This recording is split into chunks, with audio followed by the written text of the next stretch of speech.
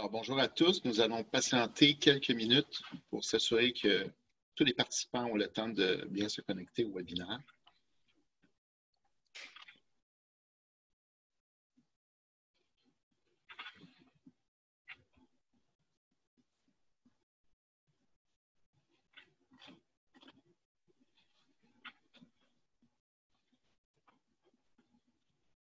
Alors, je vois les connexions se faire au fur et à mesure. Bienvenue François Riopel, Geneviève Abbott, Dominique Pellerin, Denis Hamel, Dany Martineau, Benoît Tremblay, Simon Dallaire. Alors, on atteint maintenant au-dessus de 100 participants.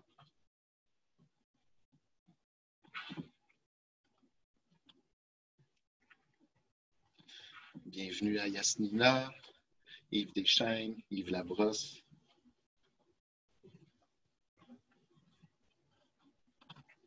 Alors, il y a encore des participants qui se connectent en ce moment. Ça ne sera plus très long.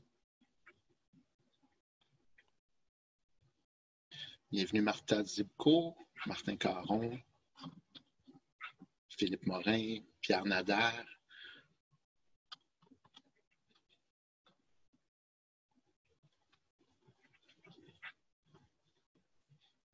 Bienvenue Olivier Bruyère, Nicolas Brière, Marie-Claire Lefort. Bienvenue Alice Sicard, Louis Mandeville.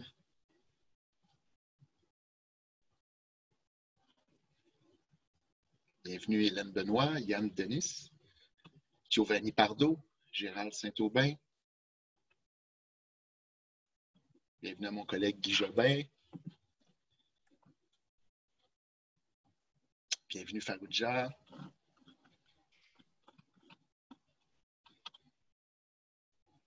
Alors, il est 10h02.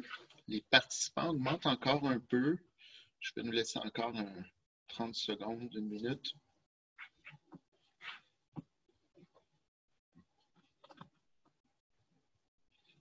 Bienvenue Arnaud, André Daoud, Anna Pardel.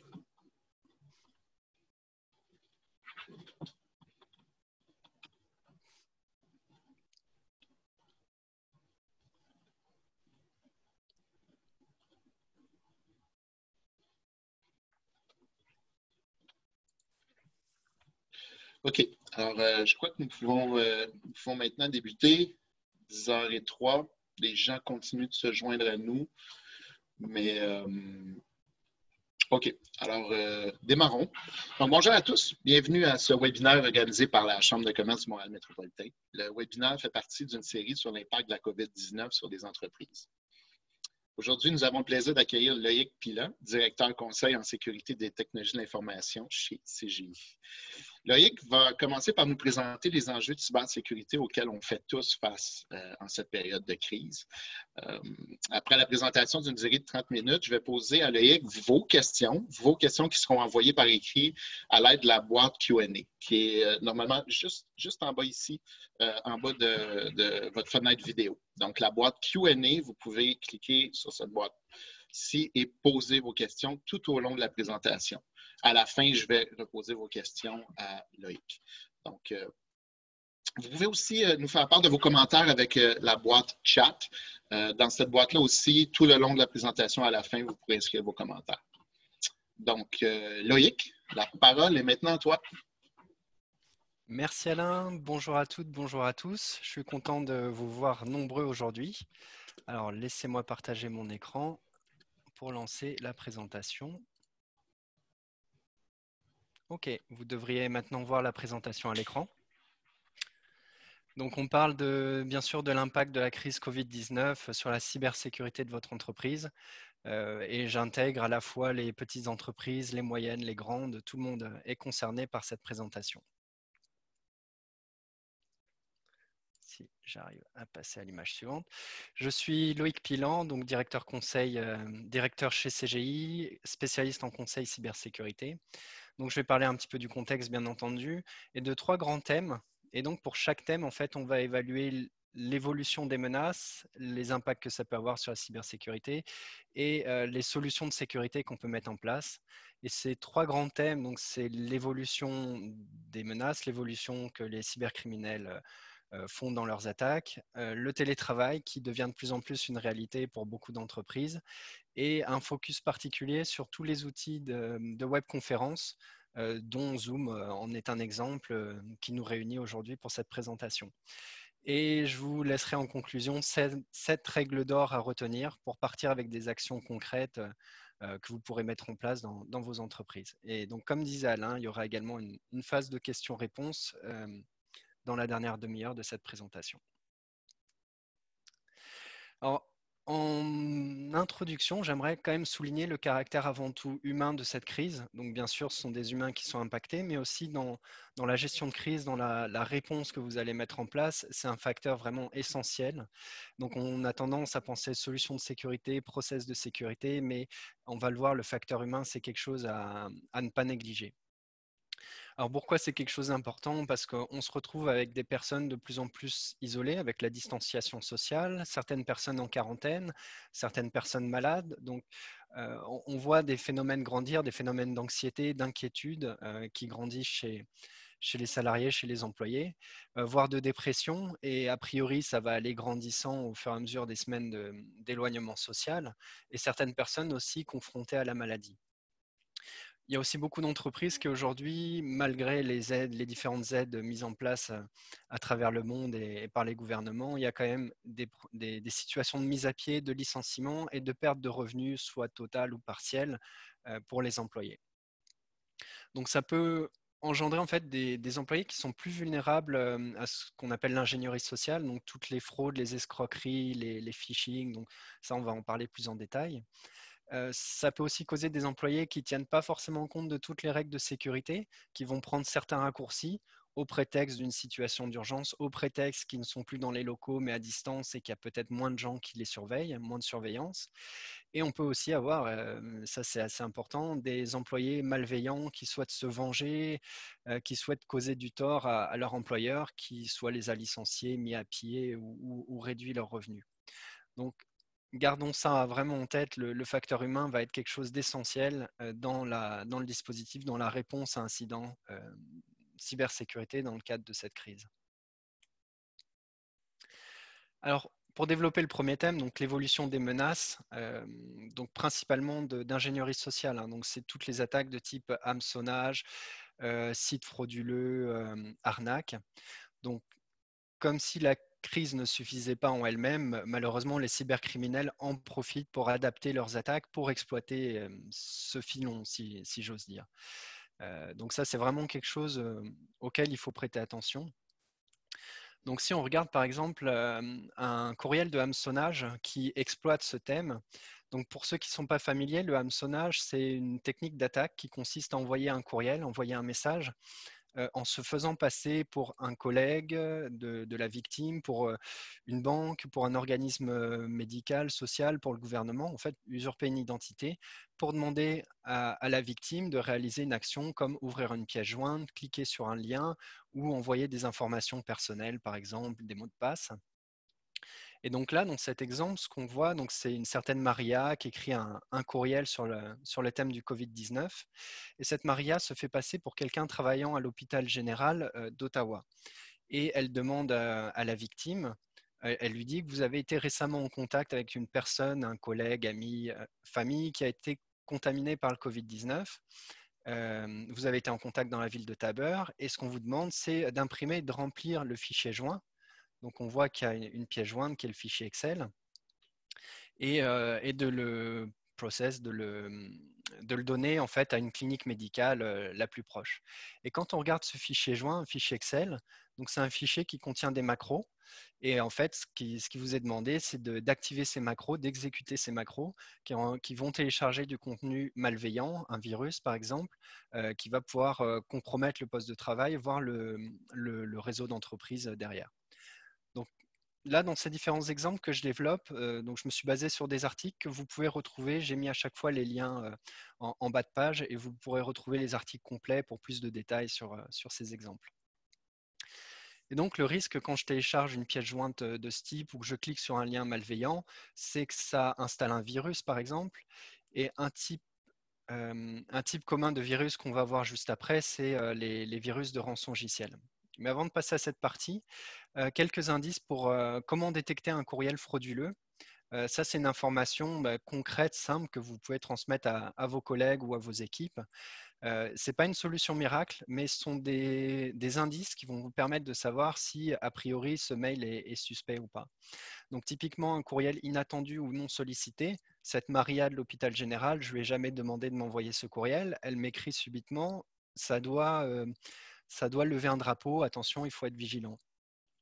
Des courriels qui créent un sentiment d'urgence. Là, ce courriel me demandait de toute urgence d'imprimer le document et d'aller le donner à une clinique médicale locale. Les courriels qui commencent par une salutation bizarre ou inhabituelle, par exemple, qui va être bonjour madame / monsieur. En général, un courriel de ce type, on va faire l'effort de le personnaliser pour le destinataire. Si ce n'est pas le cas, c'est que c'est vraisemblablement un courriel de masse, donc il va falloir que je sois vigilant. Les adresses courriels qui sont utilisées, généralement, ne sont pas des adresses courriels légitimes. Donc, par exemple, si c'est le gouvernement du Québec qui m'écrit, je n'aurai jamais un interlocuteur qui va m'écrire depuis une adresse Yahoo ou Gmail ou autre. Il va utiliser son adresse professionnelle, canada.gouv.ca, par exemple, ou québec.gouv.ca. Voilà. Et si ce n'est pas le cas, ça doit attirer ma vigilance. Bien sûr, si je trouve des fautes d'orthographe ou des erreurs grammaticales, bon, malheureusement ou heureusement, je ne sais pas, les cybercriminels font de plus en plus attention à ça, mais voilà, dès qu'on trouve des erreurs de ce type, a priori, c'est que c'est une arnaque, un scam. Et des pièces jointes non sollicitées ou des liens intégrés. Donc, je vais être très vigilant avant d'ouvrir une pièce jointe ou un lien. Et de manière générale, si j'ai le moindre doute, c'est recommandé de contacter l'expéditeur du courriel par un autre canal et pas utiliser le numéro de téléphone qui est en bas du courriel parce que ça peut bien sûr aussi être un numéro de téléphone frauduleux. Donc, si c'est un organisme gouvernemental, je vais utiliser la ligne téléphonique officielle de cet organisme, par exemple. Donc, je parlais des rançongiciels, donc un exemple de virus qui peut contaminer vos postes de travail et votre réseau. Donc, comment ça fonctionne? Euh, donc, en fait, le rançongiciel est un virus qui va crypter, qui va chiffrer les données qui sont sur votre poste de travail et qui va chercher à contaminer les autres ordinateurs, les autres serveurs qui sont sur le réseau d'entreprise pour aussi crypter, chiffrer ces données. Et du jour au lendemain, le rançongiciel va vous dire, à partir de maintenant, vous ne pouvez plus accéder à vos données.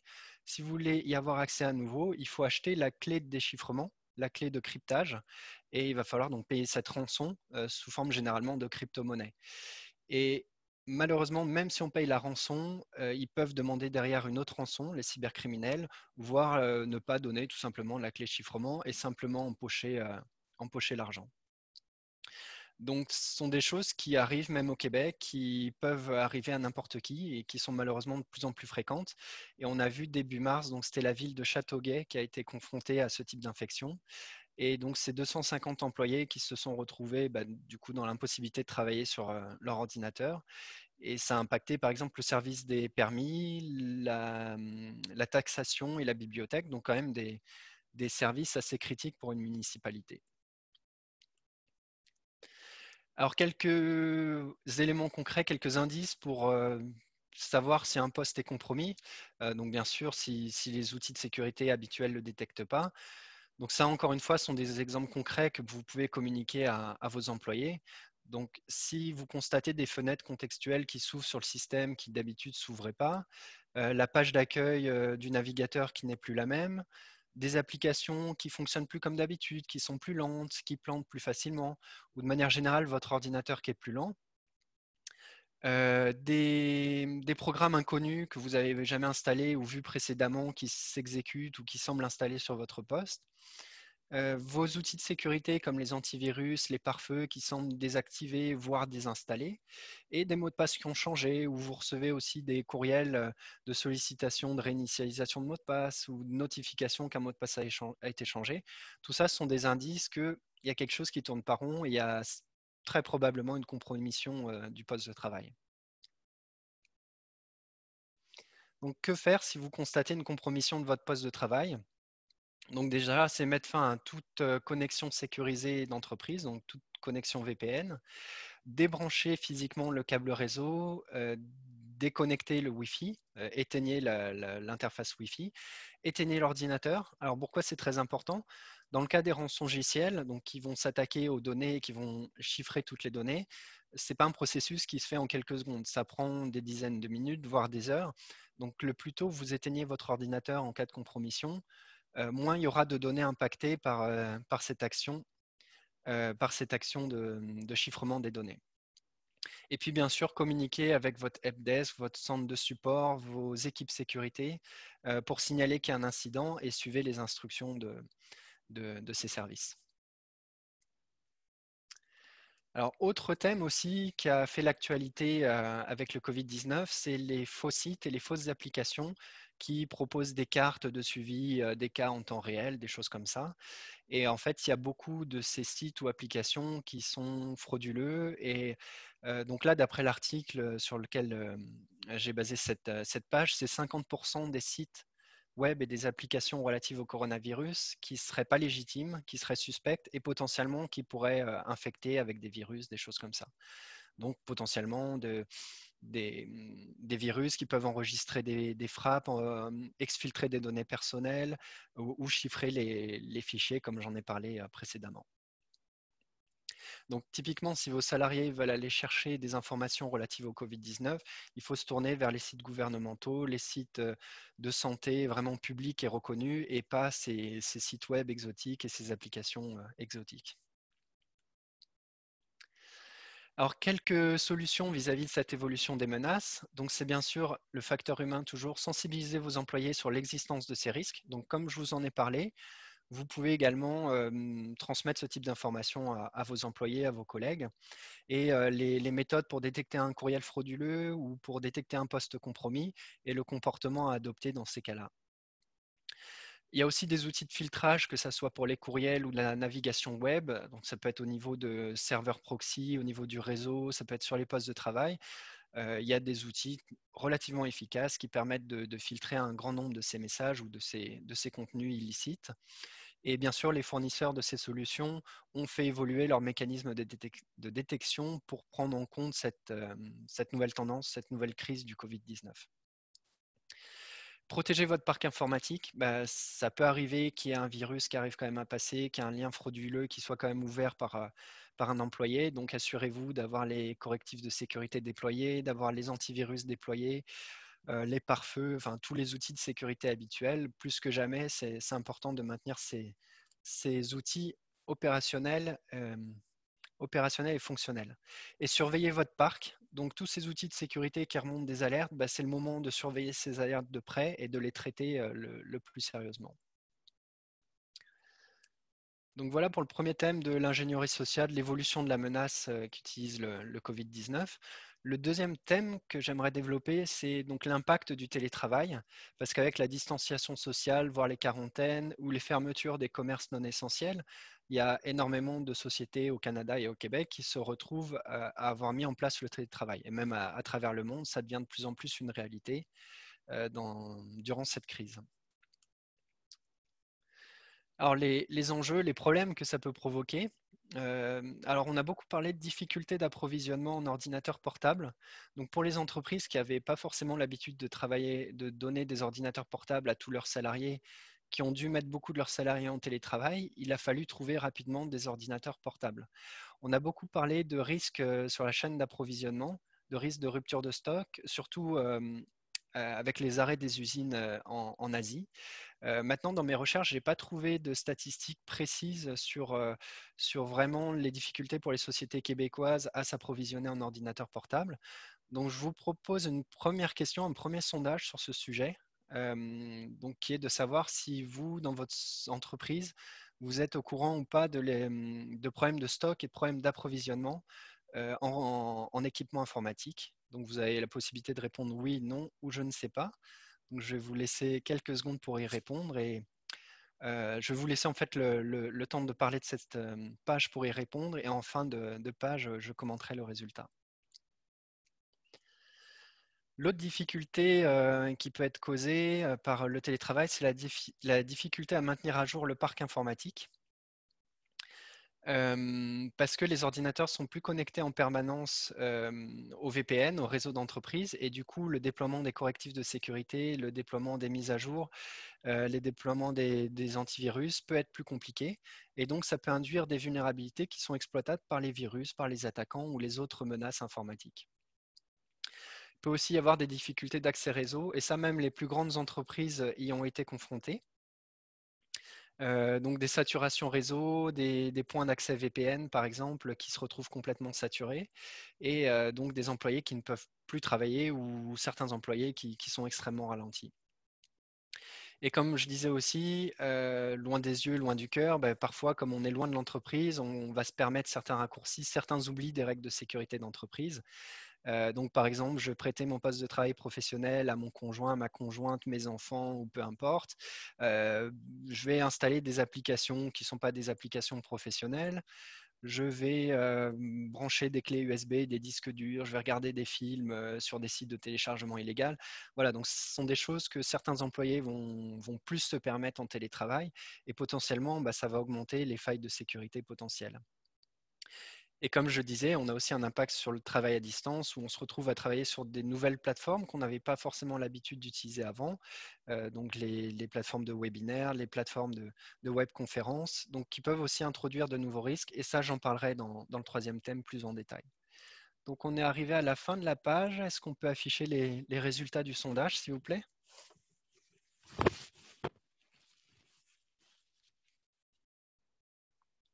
Alors, je n'ai pas les résultats qui s'affichent.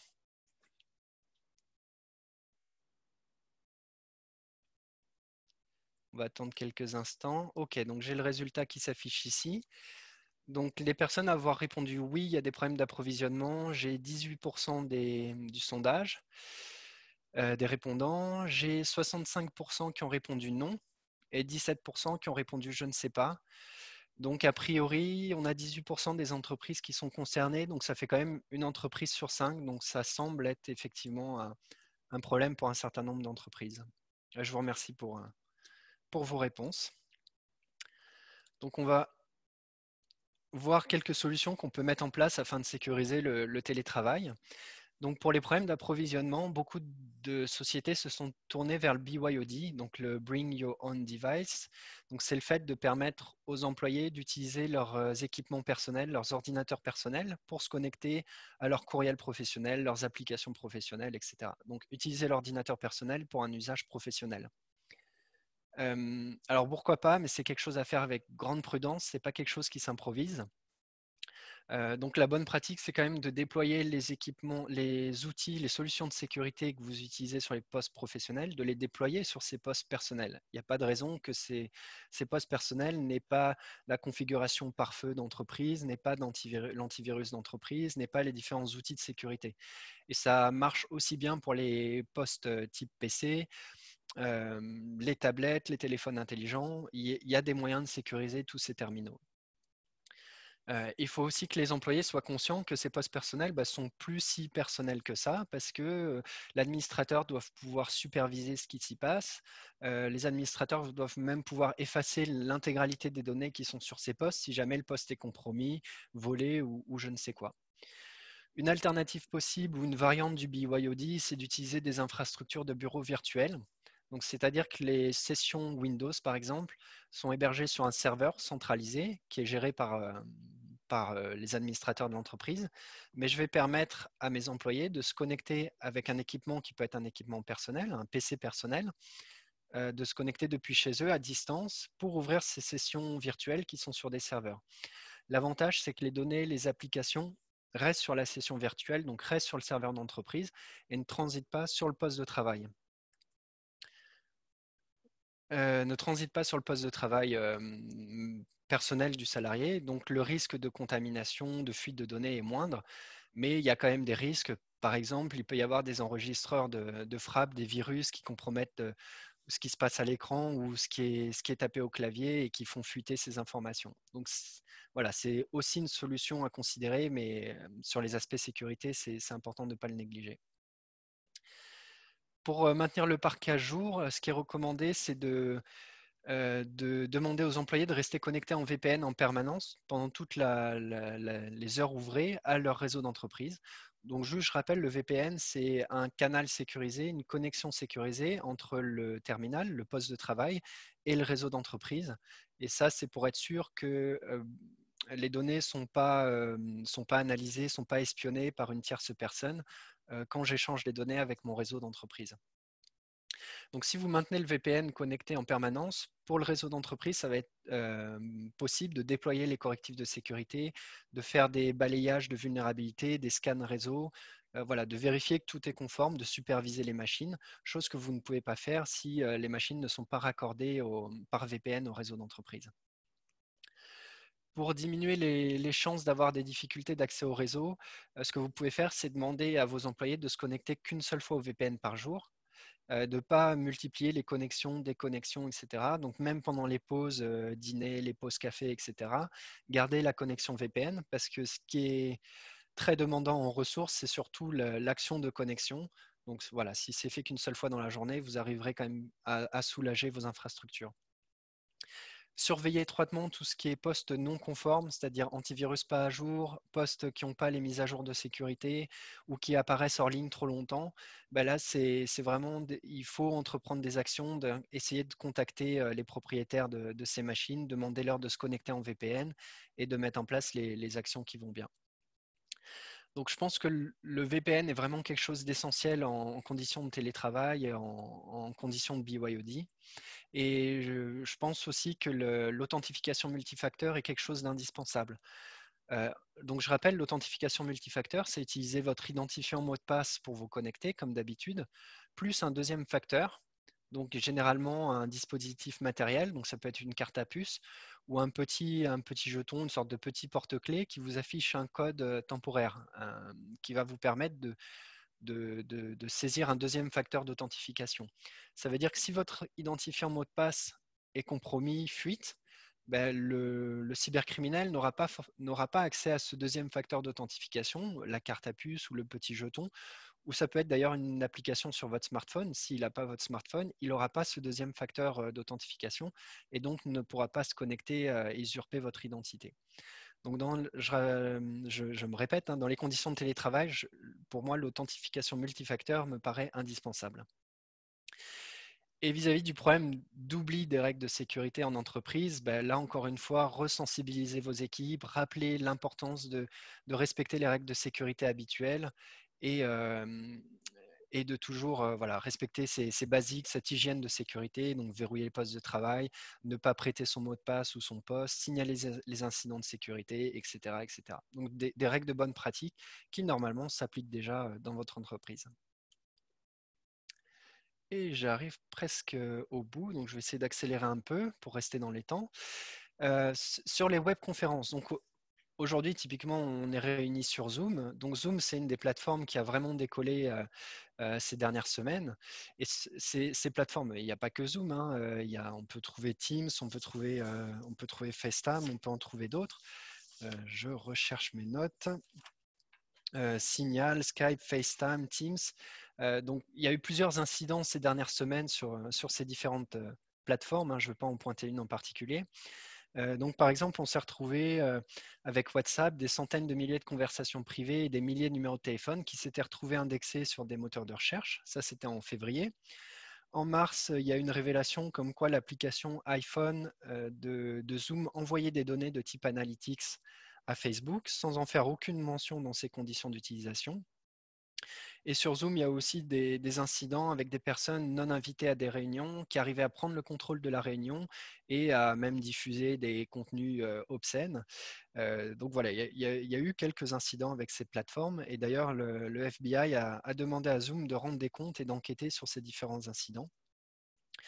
Donc, mais voilà, il faut partir du principe que les informations échangées sur ces plateformes pourraient être compromises, détournées, réutilisées. Donc, il faut en être conscient. Donc, quand on sait que parfois il y a des conseils d'administration, il y a des réunions stratégiques de négociation commerciale, par exemple, qui sont tenues sur ces plateformes, il faut être conscient de ce risque. Donc, on a quand même analysé les conditions générales de ces principales plateformes chez CGI et globalement, aucune ne s'octroie les droits d'analyser ou de détourner les informations qui sont échangées sur ces plateformes. Voilà, il y a eu quelques rumeurs dans ce sens, mais ce n'est pas quelque chose que nous, on a constaté. La seule exception, c'est qu'ils se réservent le droit pour améliorer les services de traduction, d'utiliser les données, mais pas à des fins marketing ou pour les communiquer à des tiers.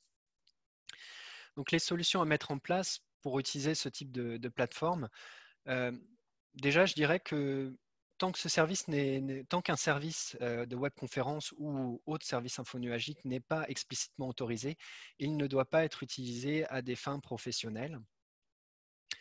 Ou autre recommandation, c'est de bien analyser les conditions de sécurité de ces différents services avant de les utiliser, les conditions de licence et respecter vos processus d'acquisition habituels. Ce n'est pas parce qu'on parle d'info nuagique que votre service TI, que votre service achat, que votre service acquisition, etc., ou sécurité ne doivent pas être mis dans la boucle. Il faut les impliquer comme d'habitude pour respecter votre processus d'achat. Et vos services de webconférence, vous pouvez les utiliser relativement facilement si ce sont des communications publiques. Par contre, si ce sont des communications plus confidentielles, internes, etc., là, il faut une analyse vraiment plus approfondie, une validation par votre service de sécurité. Donc, encore une fois, les services infonuagiques, c'est des solutions intéressantes pour monter en capacité, pour monter en flexibilité, mais respecter les process sécurité, TI, achat, pour être sûr de ne pas faire d'erreur. Et pour conclure, j'aimerais vous proposer 7 actions concrètes avec lesquelles vous pourrez repartir pour améliorer la sécurité dans votre entreprise durant cette crise. Donc, je le disais, le facteur humain, communiquer, sensibiliser vos employés sur vos bonnes pratiques de sécurité. Même en télétravail, les règles de sécurité continuent de s'appliquer. Clarifier avec vos employés, vos collègues, quels sont les outils de télétravail autorisés. Et par défaut, tous ceux qui ne sont pas explicitement autorisés doivent être considérés comme interdits. Renforcer la surveillance de vos outils de sécurité.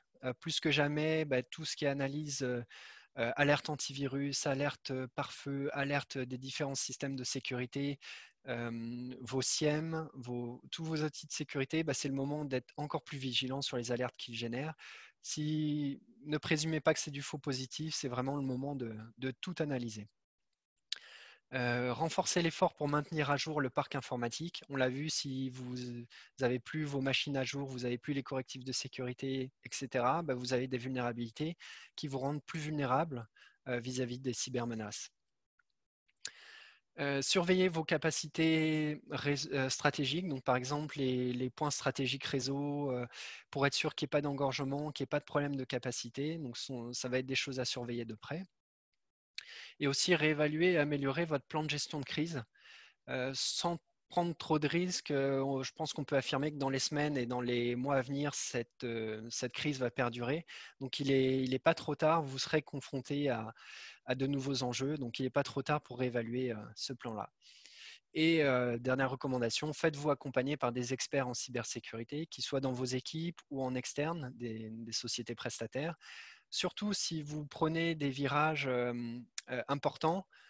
Par exemple, vous ne faisiez pas de télétravail avant, vous mettez à en faire. Vous n'utilisiez pas le BYOD avant, vous mettez à l'utiliser. Ou pour des petits commerçants, par exemple, qui sont tentés ou pour lesquels c'est une nécessité de prendre le virage du e-commerce, du commerce en ligne, ce ne sont pas des choses qui s'improvisent. Donc vraiment, quand il y a des changements importants, c'est encore plus essentiel de se faire accompagner par des experts en cybersécurité.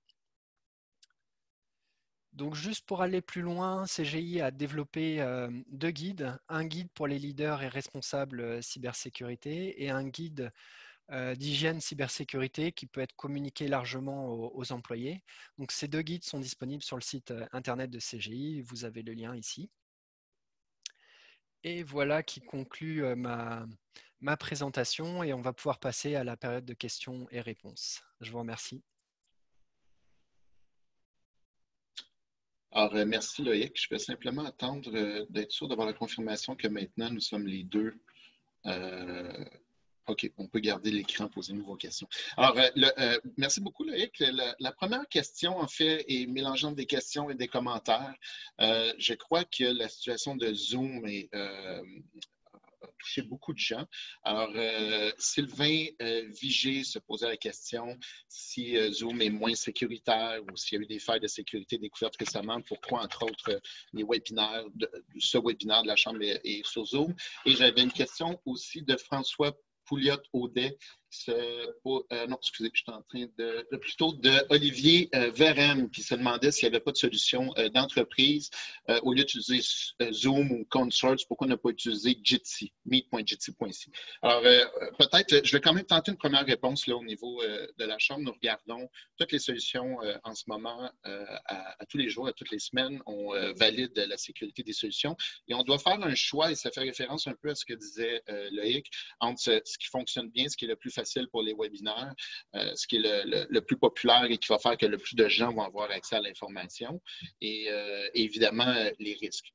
Ce qui m'amènerait à une autre question éventuellement, Loïc, à savoir est-ce que le risque nul existe. Ceci dit, là, je voulais en venir, c'est que Zoom, pour l'instant, nous apparaît quand même encore une des solutions les plus accessibles pour tout le monde. Ce qui est important pour nous, c'est de s'assurer qu'il n'est pas utilisé dans le cadre où il y a des informations qui seraient réellement à protéger ou ultra confidentielles qui transigent par ces plateformes-là. Je ne sais pas si tu veux rajouter quelque chose, Loïc. Ouais. Oui, ce que tu dis est correct. Là, on est sur de l'information publique. Il n'y a pas d'information confidentielle dans ce que je vous ai communiqué.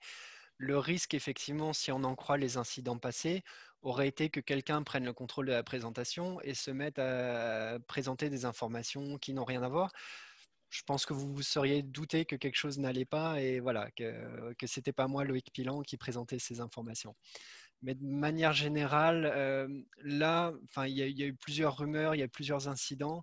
Je pense que ces différents fournisseurs ont bien compris que la confidentialité, la sécurité était vraiment quelque chose de primordial et sont en train d'insister sur ces aspects-là. Donc, à la lecture des conditions générales d'utilisation que j'ai pu faire avec mes collègues sur ces différents services, on voyait que c'était vraiment quelque chose sur lequel ils insistaient et qui renforçaient. Certains ont mis du chiffrement en place, voire du chiffrement bout en bout. Ça veut dire que même eux, en tant que fournisseurs, ne peuvent pas analyser les messages qui sont échangés par les utilisateurs. Donc ça, c'est la solution idéale. Et comme je le dis, encore une fois, si vous avez besoin de services, si vous avez besoin de confidentialité forte sur ce type de service, il faut une analyse plus approfondie. Et aujourd'hui, je n'ai pas fait cette analyse pour vous dire tel service est plus sécurisé qu'un autre. Voilà. Puis ce n'est pas l'objet non plus de cette présentation. Mais oui, il faut être vigilant quand on utilise ce type de webconférence. Merci beaucoup, Loïc. Une question de Mouni Anili. Loïc, qu'est-ce que tu penses de l'utilisation des réseaux sociaux sur les postes de travail en ce moment, donc sur les postes bureautiques qui servent au travail des gens? D'un point de vue de sécurité, évidemment. Oui. J'ai moi-même utilisé les réseaux sociaux pour faire la publicité de cet événement. Donc, oui, je pense qu'on. C'est mon opinion personnelle là. Je veux dire, je suis pas jury, je suis pas RH. Je pense qu'on a le droit à une dose raisonnable d'utilisation des réseaux sociaux. Maintenant, c'est pas non plus du réseau complètement personnel que j'ai utilisé. C'était pas Facebook ou autre. Oui, je vais pas utiliser Facebook sur mon PC professionnel. Je vais pas ouvrir des liens qui me sont envoyés sur des réseaux sociaux plus personnels sur mon PC professionnel. Donc, il faut quand même être vigilant, oui, quand on est Alors, sur ce PC pro. ce que je comprends, Loïc, c'est que les mêmes règles de comportement qui s'adressent à l'ouverture de courriels qui pourraient être frauduleux sont peut-être des fois un peu décuplées, ce serait exagéré, mais sur les médias sociaux. Donc, s'il est peut-être rappelé à nos équipes qui utiliseraient les médias sociaux que l'affaire ne vient pas nécessairement du réseau comme tel, mais de son contenu et de ce qu'on pourrait en faire.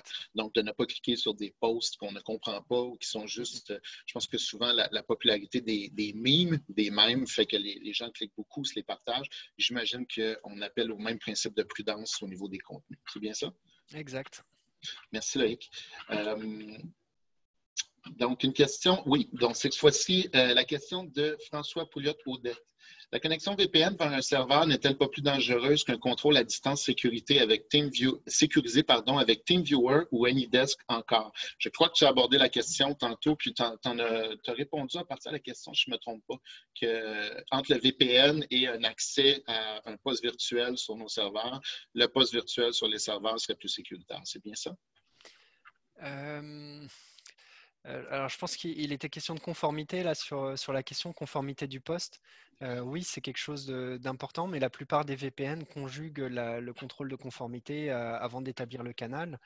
Et les infrastructures VDI le font certainement aussi. Donc oui, conjuguer les deux est important.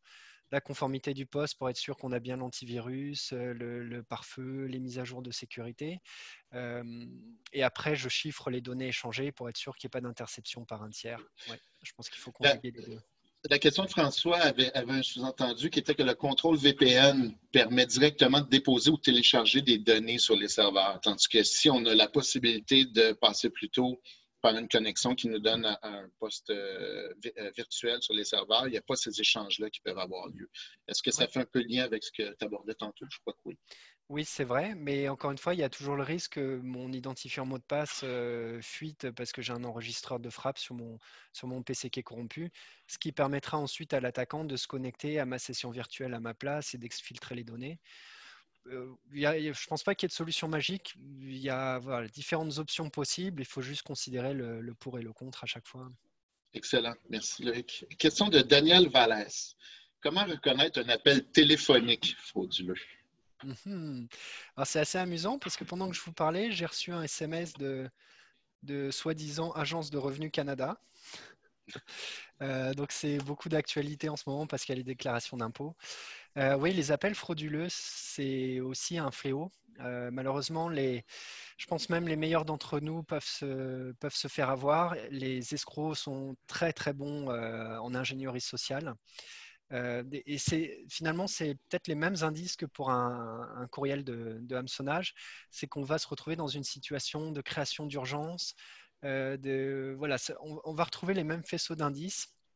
Donc, surtout quand il y a une situation d'urgence, c'est le moment de dire, oh là, attendez, je ne suis pas disponible. Est-ce que je peux vous rappeler, vous êtes dans quel service, quelle organisation?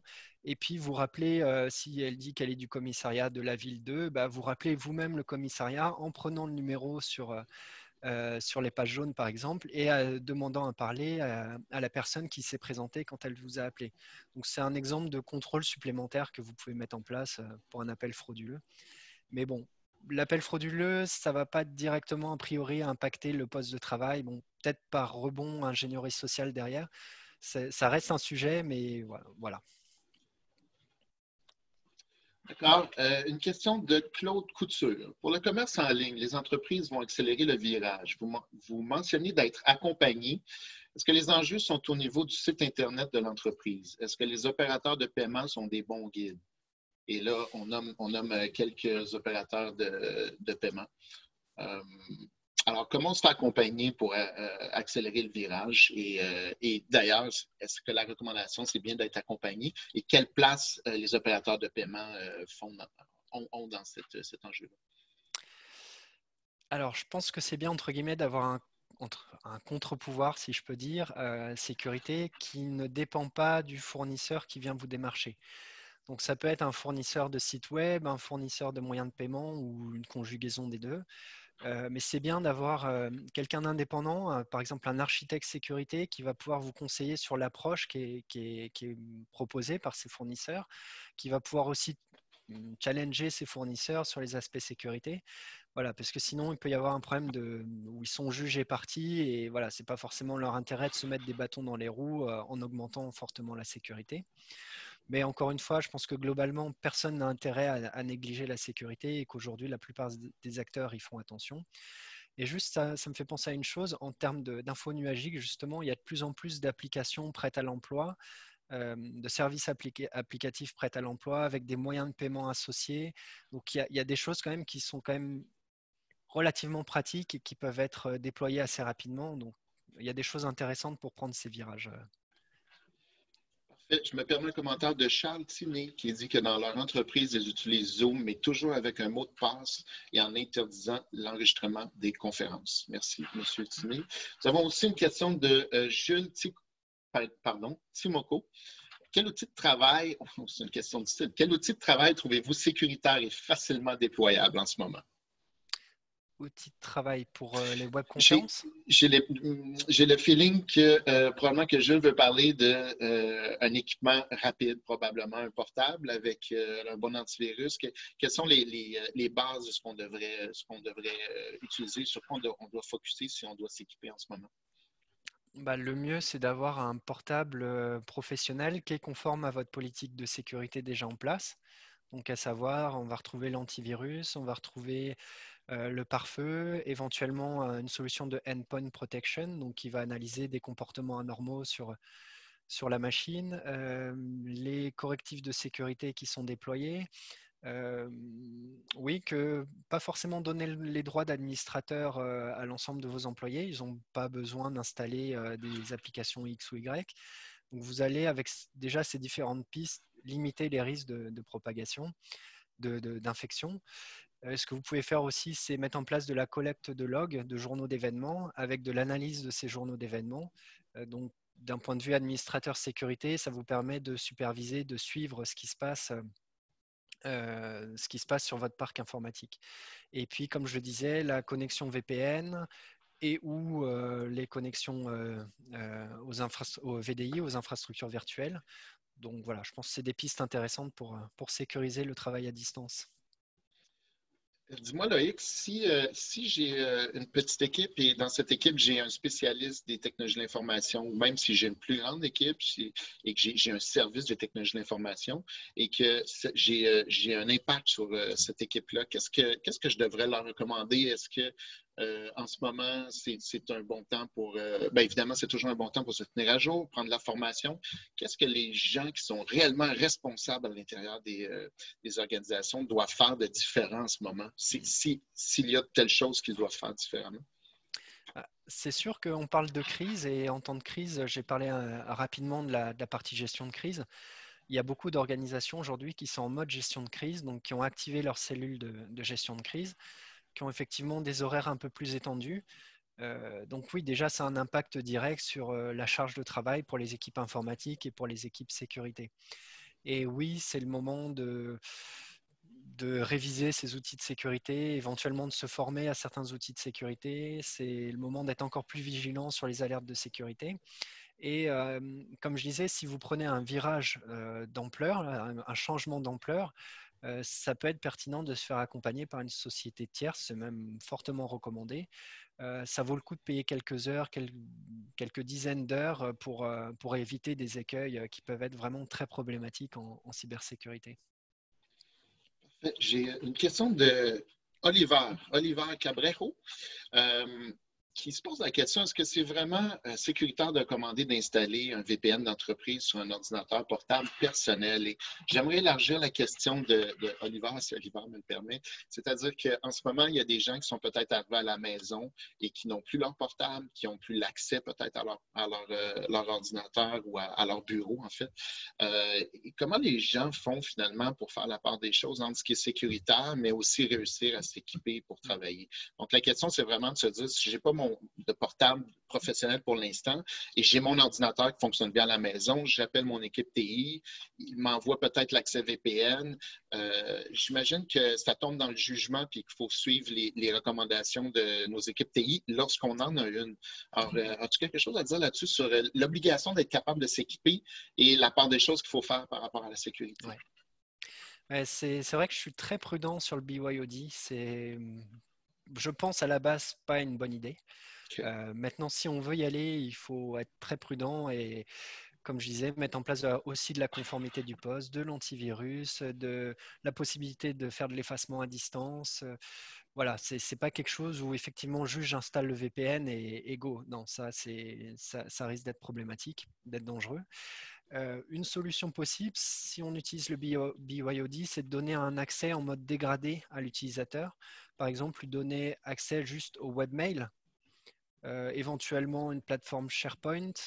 Donc ça, c'est des exemples juste de 2-3 services entre guillemets essentiels qui permettent quand même à l'employé de travailler, de faire certaines actions, mais on ne lui donne pas complètement accès au réseau d'entreprise justement parce qu'on considère que ce poste potentiellement est plus vulnérable. Et je redonne l'exemple des keyloggers, des enregistreurs de frappe, donc des virus qui sont sur les postes de travail. Bah, s'ils enregistrent votre identifiant mot de passe au moment où vous vous loguez en VPN ou à votre mail ou je ne sais quoi, bah, derrière, l'attaquant pourra à son tour se connecter depuis une autre machine et usurper votre identité, par exemple. Parfait, merci. Question de Jonathan Guimont. Est-ce risqué d'avoir des postes de travail avec des versions antérieures de Windows? Et il stipule entre autres Windows 7, probablement pas en voulant dire antérieur à Windows 7, mais peut-être, mais comme Windows 7. Alors, je ne connais pas par cœur les dates de fin de support, mais il me semble que celle de Windows 7, effectivement, est terminée. Oui, clairement, il y a un risque parce qu'on n'a plus les correctifs de sécurité sur ces machines et du coup, bah, il peut y avoir des failles exploitables par des attaquants avec des codes d'exploitation disponibles publiquement relativement facilement, où les virus aussi peuvent exploiter ces vulnérabilités. Donc oui, par ces temps qui courent, effectivement, c'est un danger supplémentaire qu'il vaut mieux éviter. Ce qui me fait penser, si des gens sont un peu sans ressources à la maison, doivent travailler et ont une version antérieure de Windows 7, où ils ont, dans le cas dont on parlait tantôt, un portable personnel, j'imagine que les soutiens TI qu'on peut trouver, les différentes compagnies et notre propre service TI peut se connecter à distance et aller rendre conforme probablement nos postes à distance, évidemment avec des manipulations parfois de l'utilisateur à distance et au téléphone. Est-ce que c'est une pratique qu'on peut aussi recommander de dire, écoutez, on peut rendre conforme votre ordinateur, mais faites affaire avec quelqu'un à l'externe ou avec votre équipe TI qui est à distance dans cette période de confinement? Qu'est-ce que tu en penses? Oui, je suggérerais plutôt de faire appel avec l'équipe TI en place qu'avec des sociétés externes, Oui, lorsqu'ils en euh, ont une, évidemment. lorsqu'ils en ont une. Ouais. Mais effectivement, migrer un Windows 7 à un Windows 10, c'est pas quelque chose non plus qui peut s'improviser facilement ou se faire facilement à distance. Euh, bon, et après, c'est vrai qu'il y a l'enjeu, bah, quand mes bureaux sont fermés et que je peux pas retrouver mon service de support sur place dans les bureaux de mon employeur, oui, ça complique beaucoup les interventions. Non, là, malheureusement, j'ai pas de solution magique Je à comprends. Mais fournir à ça. ce que j'entends, c'est qu'il vaut mieux faire l'effort en ce moment que de subir éventuellement des attaques ou perdre des données. Exact, c'est vrai. D'autres questions? Ah oui, Charles-Éric Morissette qui pose la question, y a-t-il une méthode simple pour détecter un enregistreur de frappe dont on parle souvent depuis tantôt? Est-ce qu'il y a des méthodes pour Bah, détecter ces enregistreurs? ça reste un malware, un virus. Donc, le premier à pouvoir détecter ça, normalement, c'est le logiciel antivirus ou la solution de Endpoint Protection. Donc, je dirais, ouais, c'est ces deux familles de logiciels qui devraient pouvoir détecter les enregistreurs de frappe. Parfait, merci. Euh, Thomas Louis Laforêt qui pose une question peut-être budgétaire. Combien on peut estimer avoir à investir par employé par mois pour assurer la sécurité de l'entreprise? Ah, c'est une C'est très bonne difficile, hein? question. Oui. Alors, il y a quelques mois, j'étais tombé sur une étude qui parlait en pourcentage du budget TI. Et moi, chez mes différents clients, j'ai pu constater que c'était un budget qui pouvait varier entre 1 et 5%, donc du budget sécurité et entre 1 et 5% du budget TI. Bon, c'est peut-être quelque chose à reconsidérer aujourd'hui. Voilà, vu que les attaques se multiplient, vu qu'on est en période de crise, peut-être qu'exceptionnellement, on peut y avoir des ajustements, ce serait même bénéfique.